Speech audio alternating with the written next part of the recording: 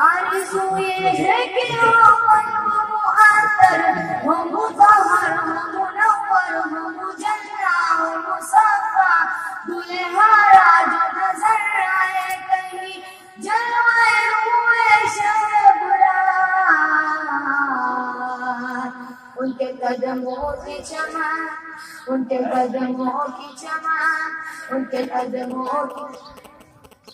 کے قدموں کی چمک چاند ستاروں میں نظر آئے، جدھر سے وہ گزر جائے وہی راہ چمک جائے، دمک جائے، مہک جائے، بنے رونق گلزار.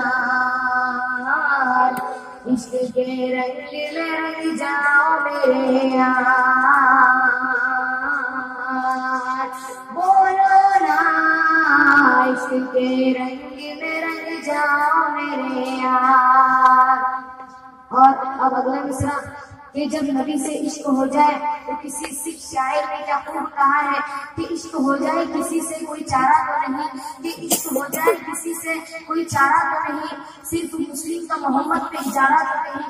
یعنی کہ صرف مسلم تک ہی محمد کی محبت محدود نہیں ہے، بلکہ ہندو، مسلم، سکھ، عیسائی ہر کوئی کو محمد سے محبت کرنے کا حق ہے. اور جب بھی کوئی آپ صلی اللہ علیہ وسلم سے محبت کرتا ہے تو وہ اس کے ثمرات کو پاتا جاتا ہے. اور اس کے کیا ثمرات ہیں آنے والے حصے میں سماعت فرمائیں کہ جامع عشق محمد جو پہن لیتا ہے، ہر خار کو وہ پھول بنا لیتا ہے، دنیا کو جھکا لیتا ہے، کرتا ہے زمانے کہ جامع عشق محمد جو پہن لیتا ہے، ہر خار کو وہ پھول بنا لیتا ہے، دنیا کو جھکا لیتا ہے، کرتا ہے زمانے کو محبت کا شکار. عشق کے رنگ میں رنگ جاؤ میرے یار، بولو نا عشق کے رنگ میں رنگ جاؤ میرے یار.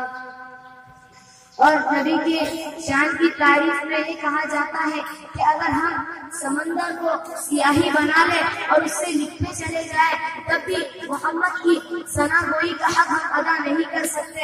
تو اسی بات کو مد نظر رکھتے ہوئے اگلا شعر سماعت فرمائیں. اے عجیب اب یوں ہی الفاظ کے انبار میں ہم ڈوبتے رہ جائیں، مگر حق ثنا گوئی ادا پھر بھی نہ کر پائے. یہ زبانوں قلم و فکر و خیال، اے عجیب اب یوں ہی الفاظ کے انبار میں ہم ڈوبتے رہ جائیں، مگر حق ثنا گوئی ادا پھر بھی نہ کر پائے. سر ایک بیٹنگ والا لوگ دوست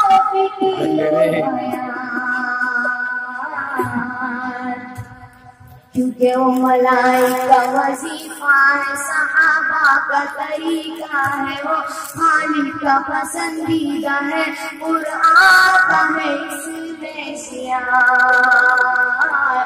عشق کے رنگ میں رنگ جاؤ میرے یار،